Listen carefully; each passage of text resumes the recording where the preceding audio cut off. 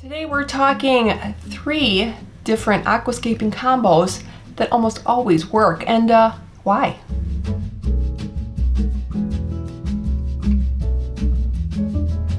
Well, welcome to the Small Scape. I thought it would be fun to cover some aquascapes that are very, very simple, that take only 2 different components, and they almost always work. And kind of curious why.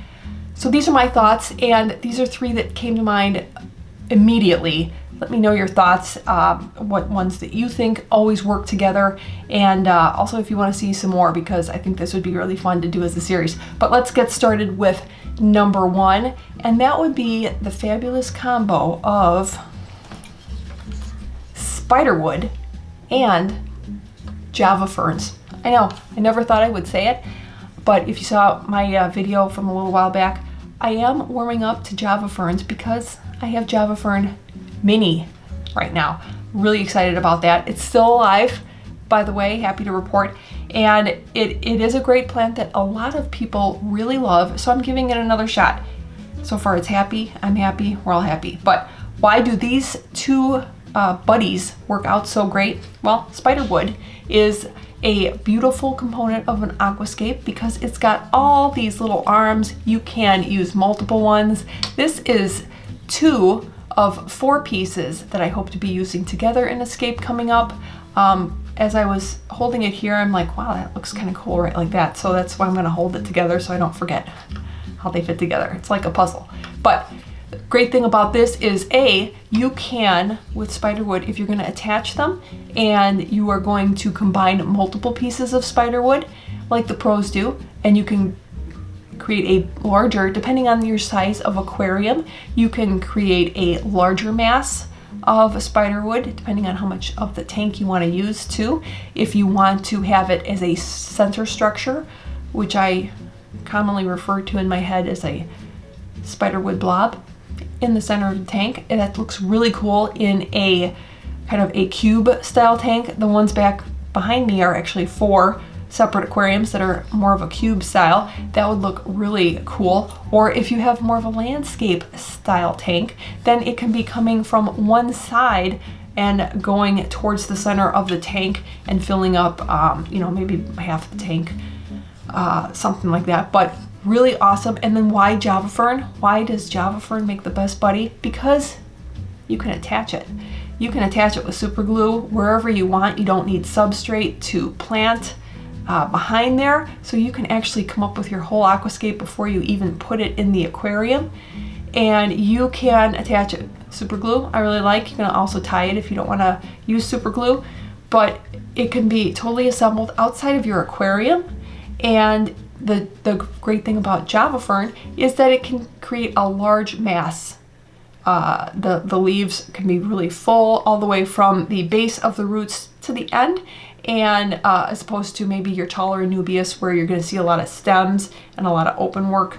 I think it looks really amazing. They're great buddies together, and I think it's something you should try. And then of course, if you do assemble everything outside of your aquarium, don't forget to attach a rock maybe underneath or behind it, just to give it some weight, because Spiderwood will of course float. Combo 2, I may get some slack with that one. That's okay. It's just a thought that I had. And it's a scape that I want to do. It's a scape that I've always loved, and that's an Iwagumi style aquascape.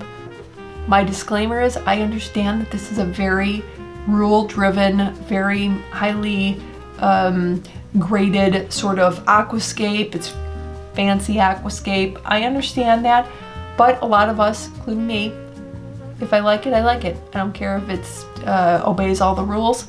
Not particularly if it makes me happy, looks decent, it's got nice proportions, and the fish are happy.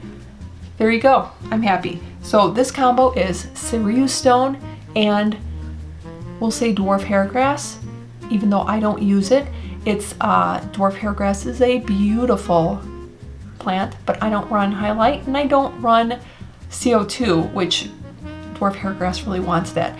So instead, I like micro sword. It's one of my favorites. You could also use something depending on the size tank you have. Something also very, a plant that's very linear, just goes straight up and down. It doesn't have a lot of movement all around. The leaves are going this way and that way. Very structured, linear growth. Something like you could use Dwarf Sagittaria, sure. You could use Vallisneria if you have a larger tank, but I like Microsword, so we'll go with that. Microsword and Cereus Stone. If you pick out pieces that are basically triangular in shape with a nice point, you can position the rocks in angles. Either they're going towards each other or the rocks are going away from each other. And yes, there are very specific rules for the first stone, second stone, third stone, all that, and which one has which size, all that. I'm not getting to that degree, but that style where you're picking one very simple plant and one stone, and that the stones in the Iwagumi style aquascape, the stones really take center stage. If you just pull something off like that, it can be very simple. You can actually do it very quickly, or take your time and just position the stones over maybe a period of a few days. Position a few larger stones until you like it, and then once you like the stone placement, you plant the plants. There's no attaching if you don't like to attach plants. You plant the plants kind of along the back, maybe throughout, and you're done. Combo number 3 will always probably be one of my favorites, and one of the first few that I think I tried, especially if you have a bookshelf tank. The combo of river rocks and a slope. That's right, you slope your substrate. I really like the light colored sand. That's probably my favorite just because it reminds me of a river. And you slope the scape from higher to lower, whichever way you want to do it. And river rocks, larger to smaller, kind of scatter them throughout. I think it's a great looking scape, and it can be nearly free. If you're a rock collector like I am, I collect rocks wherever I go. There's videos out there how to clean your rocks or how to test your rocks. Go ahead and do that. Or you can even get rocks from, maybe you have rocks in your garden. You have rocks that you get from landscaping places. You can save big bucks just using river rocks. And I think they have a lot of detail, and they're beautiful to look at and very simple. You can use some plants of choice once you have this combo.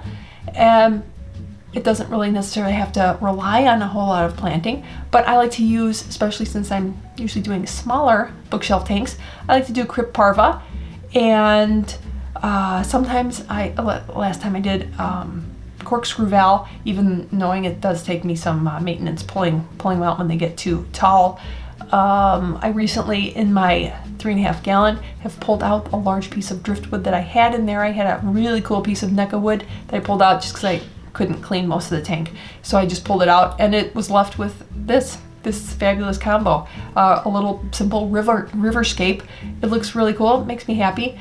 And you can also keep some Anubias Nana Petite in there, very cute, attach it to your rocks. Or buse. I've got some little buse in there right now, and it's just really fun. You can even add some little twigs, little pieces of driftwood that have maybe cracked off of something else, and it looks very natural. It's really fun and very fast and simple to execute. So those are my 3 combos. You put them together and they're just great buddies, great combos.